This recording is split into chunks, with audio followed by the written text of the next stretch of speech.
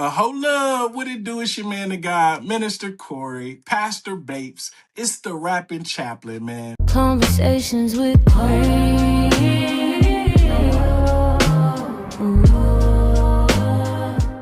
Conversations with Corey.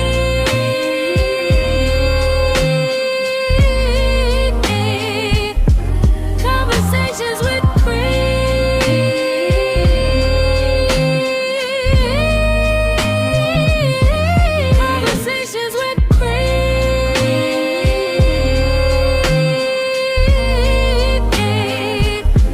Conversations with Cream. Miss Cream of the Crop. Hey everyone, it's Cream, aka Ms. Cream of the Crop, and welcome to Cream's World. I'm on the throne right now on 216 Beat Radio, and I'm super excited. Listen, I tell you all the time, I'm always excited to do my interviews. I like to call them conversations, whether it's on my radio station or my podcast. I love having my conversations with my guests because, listen, I'm really excited, okay? This is a legendary conversation, not only because I'm part of it, but I'm stuttering. But it's the Corey Bapes. Hello. AKA Pastor Jones. So before I forget, I just want to start out by saying, yes, Cleveland has their own Mason Betha, okay? But Mr. Bapes is currently still You said Minister Mason Betha? Jones. Mason Betha. You know, Mason went from bad boy to pastor. Oh, okay. To podcast. Yeah. You know? Yeah. You know? So we got Pastor Mace. Exactly, Pastor Mace. Yeah. But we got Pastor Bapes. Pastor Bapes. I like that. Jones. I like that. Pastor man. Jones. What's good, everybody? Yo, it's your man, the guy, Minister Corey, Pastor Bapes, whatever you want to call me. Just call me Rich in Spirit, though, because, you know, God's been good to me. So, yeah, it's me live in the flesh. I'm happy to be on, and I'm looking forward to the conversation. Thank you so much for having me, man. This is really an honor. It's a blessing, and you like me, I like you too. You know, It's all love, you know. I got a story to tell. Exactly. I'm so glad excited to be on. about this. But I want to give everyone, I want to let everyone in on something. So this is going to be a very condensed interview. I know that you're here because you're excited because Cleveland, we don't get to see Mr. Bapes anymore as much because you aren't in Cleveland right now. But anytime we see your face on flyers, we hear your name, we hear the legendary song that we're going to get into, we get excited. So I know everyone's coming here looking for a very long interview. I promise you, I'm going to bring that to you when we can sit down in person. But we want to go ahead and get this out the way virtually. So speaking about Cleveland, let's get back to the foundation. Let's get to your Cleveland roots. Let's talk about it. Let's talk about it. First of all, most people know you for your track Rep My Hood. I think till this day that soon as the beat drops, well, I think to me, we have so many anthems here in Cleveland. And I know a lot of times people like to say Cleveland is slept on, but in a way we're not, because we have certain songs that go up no matter where you are, that I think that most people that hear them outside of Cleveland don't realize that it's a Cleveland track. Mm-hmm. So I think Rep My Hood is one of those tracks that people everywhere love, but not everyone realizes that it's a Cleveland track. This is almost like when you hear the 99 and the 2000s, everyone gets out their seat. When the beat drops for Rep My Hood, everyone gets out their seat. So you had three top tracks that I think made Cleveland move. It was Rep My Hood, Bout My Dough, and The Road. Them was definitely top three. I can I can say a lot. What would you say your top three are other than those? Other than those? Yeah. Or would those be your top three as well? Probably Screens, which people may or may not know. Probably Screens for sure. I had this song called Mad, where I was saying, you know, it made me mad. It made me mad. And I would say besides those two, let me give you another one. The White Girl Freestyle. Ah, okay. You taking us Yeah. all the way back. You taking I'm us taking y'all all all the the way way back. back. Yeah. All the way back. This is before Throne and all that. Like, yeah. You're taking us all the way back. So I would assume because you blew up at an early age, you were in high school. So I would assume some of these tracks that you're talking about came out earlier than that. Or you've been writing music for a long time. Yeah. Well, everything really happened real fast as far as Yeah. like, so I think I probably started rapping in like maybe 10th grade. And by the 12th grade, that's when, that's when everything really exploded. That's when I got the deal and the city was just on fire. You know, Yeah. I guess people would say I was at my peak in high school or, Yeah. but Yeah. it was 2007, Soldier Boy was out and it really just started from freestyles in the car for real. Mm-hmm. And we had the Av click. Yeah. And then and then I started to be like a solo artist. And right around that time it just took off for real. Started working with the kick drums, had Truth from 74 Ways. But I was always a partier though. That's for sure. Like I was Right. a dancer, Right. I used to win dance competitions at Zelma George. I always loved people. I always liked being fly. And, I was at the parties with the velour outfits, the Shine John suits. I guess I would say I was just a likable guy. Absolutely. This is why we're Very sitting down to charismatic. this day. Yeah. Yes. Very charismatic. And I will say, everyone likes to use that word right now. We're outside. I think during that time, we were outside. I don't think people Yeah. now understand what outside is. Like outside to everyone right now, that's cute. But during No, that time, outside was outside. I think the new outside is like being outside with no money. I was outside at 16, like I had my first job at 15, Boise's Right. car wash on 93rd, then the other car wash on Northfield. So our outside was about getting some money. Most of my Yes. friends came from single family households and they was trying to help mom out and, get what they wanted. So like if you was 15 and a half or 16 and you ain't have a car, you wasn't driving, you ain't have subs, you wasn't really outside. Exactly. And I You and know? I'm glad that you touched on that. Like I said, I wanted this to be like our condensed interview, but let's get into it a little bit. When you talked about like having money, being outside and having cars, um, it's like every single city has their own culture, which we know that already. Like in New York, most people don't focus on having a car. It's cool catching cabs. It's cool getting on the subway.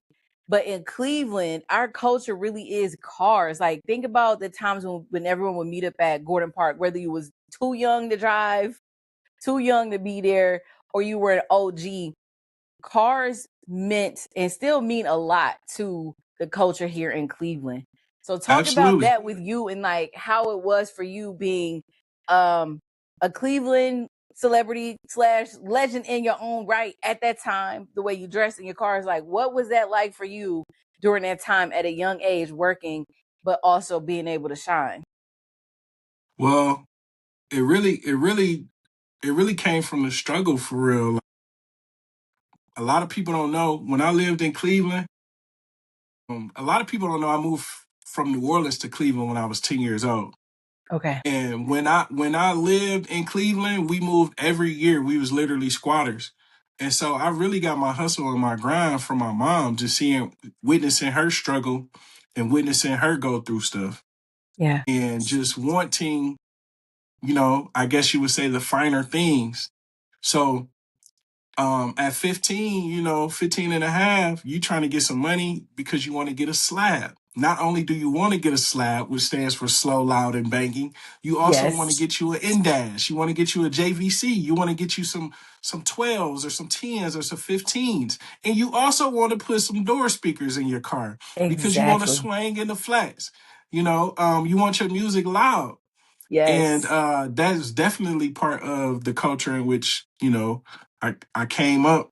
in, what you ride in. You can't pick up no girls. You can't, you can't go to work. You're not driving to work. I have friends picking me up from school, or I was picking friends.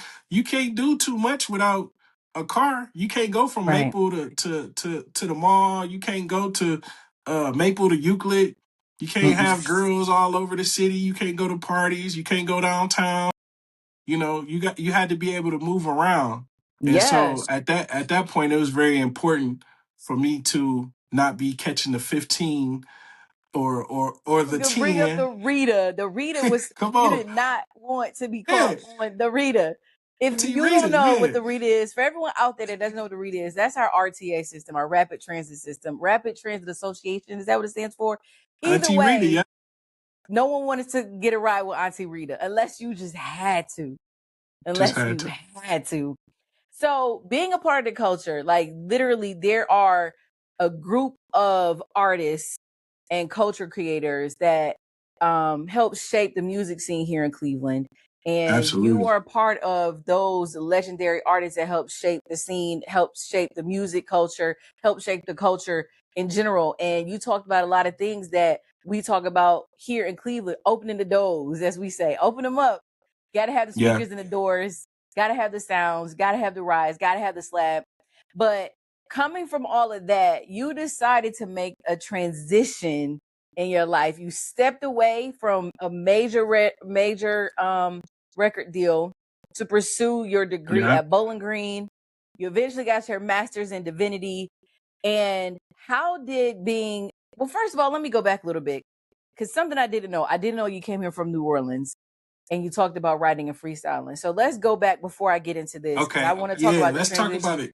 How did being from New Orleans and also seeing your mom, because I'm pretty sure all of this shaped your music, but you were coming from New Orleans, which has its own culture in itself. It has an amazing culture, from food, the way of life, the music, dance, the food, music, all of those things. How did that shape you at a young age? And then coming to Cleveland and having a totally different culture, even with the weather. How did that shape you at a young age with your freestyle writing and your creativity, along with traveling and all the struggles that you went through with your mom? How did that shape you as little Corey? Yeah, I would say it made me a dog, like the dog pound overall. Moving being born in New Orleans, music is a part of my DNA. But also I realized moving up to Cleveland that I had a Southern hospitality. Like, I genuinely cared about people and I loved hard. And that allowed me to open up myself to get hurt hard. But I never allowed my heart to be callous. I never said, man, they hurt me, I'm not going to show love no more. I'm the type of person, I would give the shirt off my back to a friend. If we was getting fly going to a party and they needed something to wear, they could shop in my closet, and even though it might return with burn holes and stuff, I wouldn't hold them against them. I'm literally, I always, even before I encountered Christ, I was always the type of person that I would give a homeless person my last. Matter of fact, I'll tell you this story. My first encounter one of my first encounters with God was when I was in New Orleans and I saw homeless people sleeping under a bridge. And I literally started crying and I asked my mom, like, why did they have to be homeless? And so music and kindness and compassion for other people, are always just genuinely love people. That's why I'm in the profession that I'm in now. And I genuinely care about people. But my first car was a Lumina and I had 12s, but I didn't have no tweeters. So you really could hear the bass over all the words and stuff. So it made like a perfect instrumental. And all I would play is like Webby and Boosie. And it just did something to me. And I never really felt like called to be a musician. It just like, basically, we would be getting thrown in the car, hotboxing and stuff. And we would start doing freestyles, and I used to be saying like some raw stuff. So we would listen. My influences was like Webby, Boosie, and like DSR, artists in like Texas and stuff. So around that time, most of the biggest artists was from the South, and that's who everybody in Cleveland was kind of listening to. Before it was a real like Cleveland movement for real. Now that I think about it, it's kind of crazy because I don't know what Cleveland movement it was before like Bone Thugs and stuff like that. And so for me to hear that I'm low key a part of like a Cleveland sound or a Cleveland history, it kind of, it is what it is. Yeah, absolutely, because you can't mention Cleveland culture or Cleveland history without your name being brought up. I was on a podcast with DJ Corey Grand, DJ Step One, DJ K Nice, and we were talking about like the top songs, legendary DJs, by the way. And I just, I was very grateful to be a part of that. I think sometimes when, especially being a girl, I'm a woman, especially being a woman, I think a lot of times we get left out of the conversation of the impact that we've had on entertainment in the city in ways. So when I was chosen to be a part of that and I was the only woman, I was like, okay, I'm finally being seen as finally being seen as like one of the OGs or whatever. But we definitely had you in that conversation several times, and we didn't get into any type of arguments, but it was definitely a discussion of trying to figure out, like, because it was a countdown to number one. And and I think that being from a city like Cleveland, I'm very proud to say that we have artists that we can have friendly, heated discussions over who should be the top 3 or who should be in the top 5. It was a very difficult discussion, but as I stated before, I don't think you can mention the Cleveland sound, Cleveland culture when it comes to music, especially when it comes to rap music, without mentioning Corey Bapes at all. And I think there will be so many people that watch this or listen to this and agree with me. So we got to give you your flowers while you can still smell them. That's love. That's love. That's love. I definitely appreciate it. I got awards and stuff from like my secular music. Yeah, all of that is good. I had to walk. I ain't gonna say I had to walk away from it. I didn't have to, but I felt led to. Yes, yeah, yes. That's what I want to get into. Like I said, so we can get into that right now. So you stepped away from major label to pursue your degree at Bowling Green, and you got your master's degree in divinity.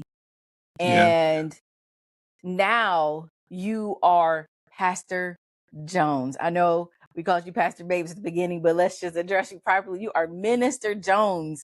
And I'm very proud to see you be authentically who you are.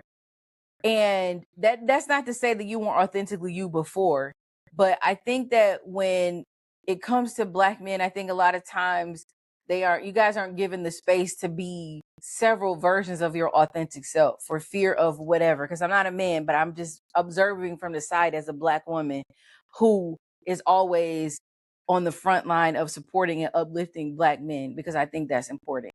So I'm again giving you more flowers of you being able to be authentically yourself and stepping away at the height of your career, where most people will find it difficult to do that. So for you, as a seasoned secular artist, deciding to make this transition at the height of your career, what was that like for you? Well, I had to rephrase it because honestly, it was like the label stepped away from me. Okay. When I was 18 or whatever and I went to college, of course they didn't want me to go, but my grandfather, who was a teacher, he said, man, you get your education, because as a Black man, that's one thing that they can never take away from you. And basically going to college, the label, they kind of like stopped hollering at me. Now, I did try to still do like secular music, like with some local labels like Associate Records or whatever. I was still trying to like get my secular career going, but God snatched me up. Yeah. And so there's a duality in who I am as a person. Like I'm a artist, but I'm also a chaplain. I'm the rapping chaplain. I got this hat on right here. It says multiple things. I'm a father. I'm a husband. Yes. I'm a community leader. And so God has called me to make a difference. I just so happen to be able to make music and disseminate music. But I think you hit on something very, very interesting. I work in a space right now where sometimes I'm the only male and the only black male. I'm in the rooms with doctors and social workers and people who don't know how to receive me as a 6'3" African American man. All they see is the outside first. They know nothing about my character or my heart. And so I think about the young men, the young women who all they see is people that are popular on social media, people that are making songs, and they see the lifestyle that they quote unquote want with the being able to travel and the jewelry and the cars and stuff, and the things that the artists are saying is only going to lead them to death or jail. You can only be a kingpin for so long before you get caught up or somebody does something to you, unfortunately. And so when I enter spaces, I sometimes carry the representation of, what could be out of people that look like me, because I know that I'm an exception. I'm supposed to be in jail. I should be dead and gone. But God, Exactly. And so, and now that I'm aware that it was God that spared me when bullets was flying in my direction, I have the responsibility, the obligation. I've been mandated to share the gospel, to reach souls, and show people Jesus through how I interact and how I move. And Right. that's one side of it, because I don't want to be that pastor, that leader, the one that look good on Sunday, but at home he drinking a whole bottle, beating his wife, still stepping out and stuff like. So I'm battling a lot of different things because people have this notion about what a man of God, what a pastor is like. So we I'm debunking myths left and right. Yes. Who told you that all you Spiritually, could do is be a physically. hooper? Yeah. Yes. Who told Yes. you all you could do is be a hooper or a football player? Who told you Right. you couldn't go to college? Who told you you couldn't start your own business, your own podcast? Who told you that lie? Yes. You Yes. know, Well, you starting to preach. Like I'm sitting here like I get preach tight. on, I get tight. Pastor. Minister, let's go. Yeah, yeah. And minister don't mean nothing but servant. I'm a servant, Exactly. man. I Yes. ain't A nothing but a servant of the servant. people and serving the people for the Lord. Now, I want to get this right. So you have Wise Words LLC, Yeah. and you're talking about serving the people and being a servant. So your mission now is to foster mental, professional, and spiritual growth. And I want to know how you have, because we're going back to what you were saying with the youth. And a lot of times you're saying that when you're in different spaces and rooms, you're the only person that looks like you. So you want to make sure that you are leading by example for those that may look up to you. So in this space that you're in now, there are people, young people that are looking up to you, and you can utilize the marketing that you learned at a young age, how to market yourself as an artist, things that you learned from school, and now you are also an entrepreneur and you own Wise Words LLC. So how have you taken all the things that you've learned on your journey of life, and use that to market what you're currently doing right now? Yeah, just striving to be authentic. I do have a digital marketing company that's called NO Create. And so I work with a lot of churches and nonprofits to make sure that they have a good digital space, whether it's their website or their Facebook and stuff. So I do websites, I do graphics, I do videography, photography. drone license, just I feel like it's so hard out here. You got to have multiple streams of income for real, for real. Yes. And I've been blessed I created my undergraduate. I was undecided. Then I found out that my counterparts were creating their own majors under an individualized plan program. Mm-hmm. So I said, I want to major in entrepreneurship because I'm interested in that, video production because I'm interested in that, and recording technology. And it really didn't snap until like COVID. Like, bro, this degree that you created, like, it could change the world. It could make a difference. Yes. So wait, let's go back to that because we're talking about how you are influential and have been influential throughout basically since a young age, throughout your life. Let's talk about that because there are a lot of young people out there that are undecided. And as you said, in this moment that we're living in the world, like money is everything for some people. There are people that are struggling. There are people that are $1 away from no longer having a home or a car or food. So being that there are so many different distractions online and in life, and a lot of young people are undecided with the path that they want to go down. So you talked about the fact that you were able to create your own degree and create your own path. Talk about that a little bit and how you said you were influenced by seeing other folks doing that. Talk about why that was so important to you to give them some inspiration, because that might be something that might lead a young person that was undecided about going to college. That might make them say, wait, I can design my own degree. And that might encourage them to now consider college. Yeah. So I would say this: your purpose in life is connected to things that make you feel alive. Make you feel alive.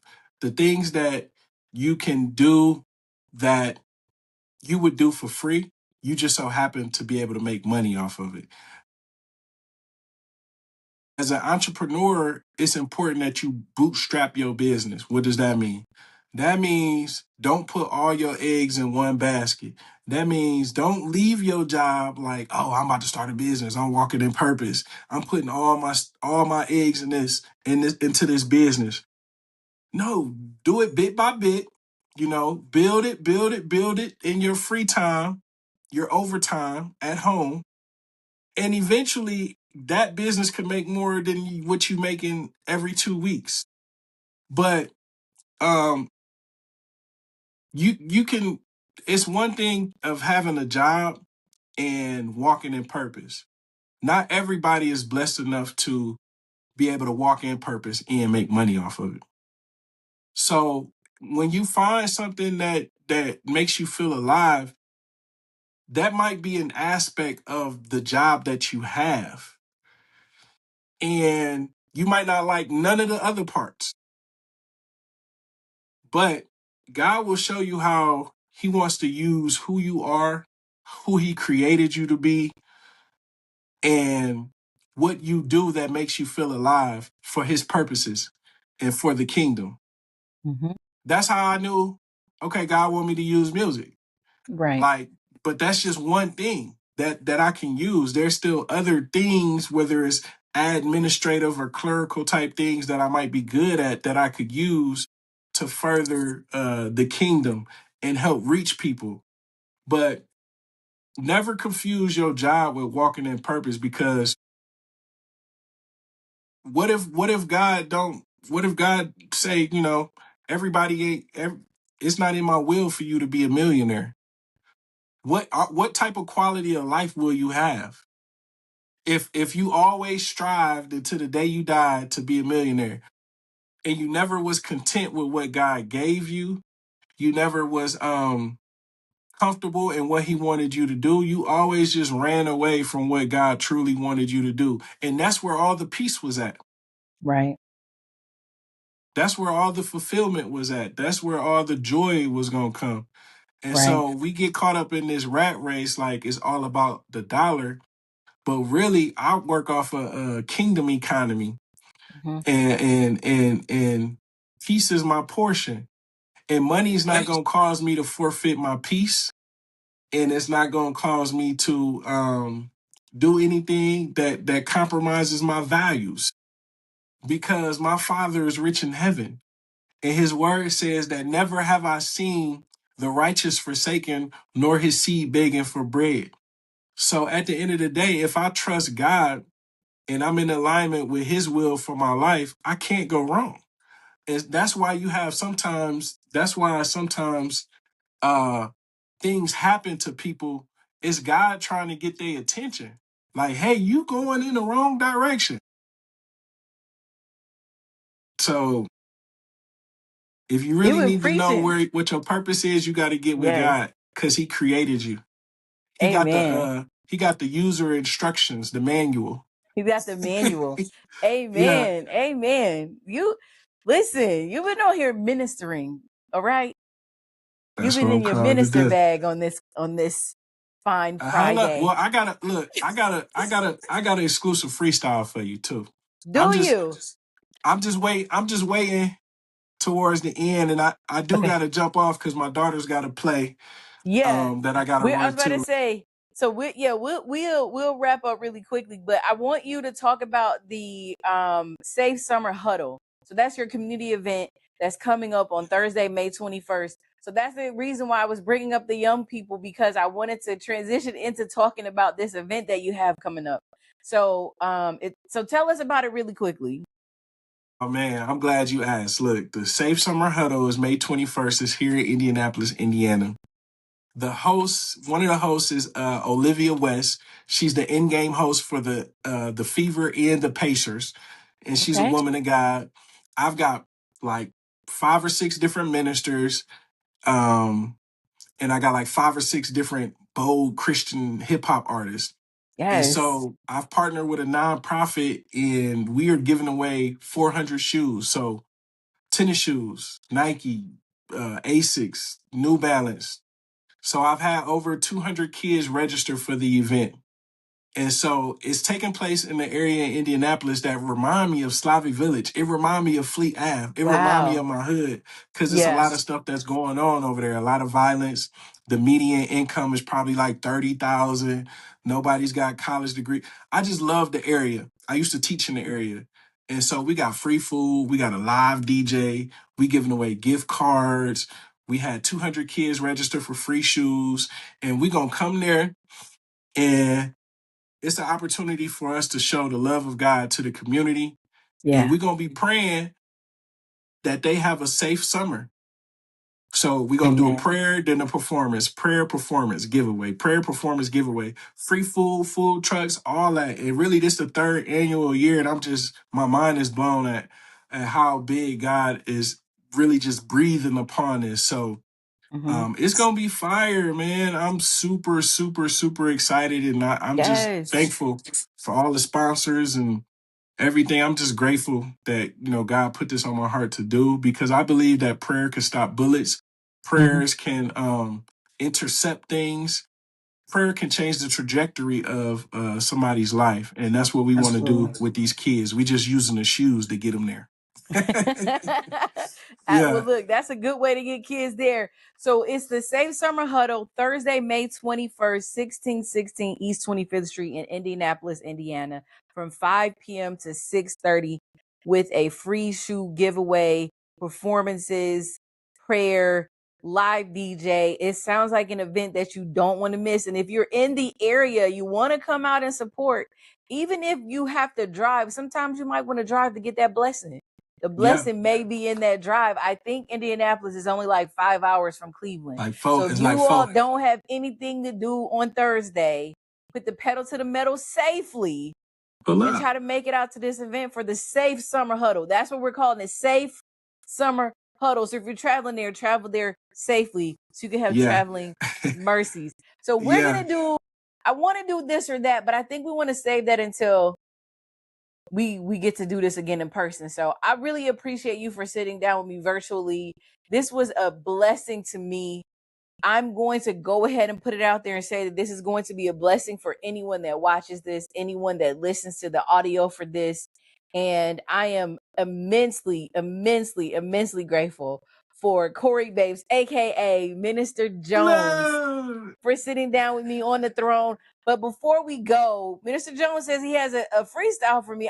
Listen, I'm surprised by this. I am very surprised by this. Before he gets to the freestyle, Minister Babe still does music, okay? Yeah. He just released an album called Moments of Praise with the recent single called All the Times. All the Times, which went mini viral on Instagram, especially here in Cleveland, because when we saw Pastor Bapes in a music video, we were like, wait a minute, what is this? Music, give it to us. All the Times. So I'm gonna go ahead and I'm gonna give the virtual floor to Minister Jones so he can go ahead and give me this surprise freestyle. Like I'm cheesing over here. Let me see. This is definitely exclusive. I'm gonna see if I can get through it. Okay. I got an ad plan. Okay. Let me see. Y'all gonna be like, what? Yeah. You doing that beat? Yeah. Hold on. I'm really excited. Got it. Here we go.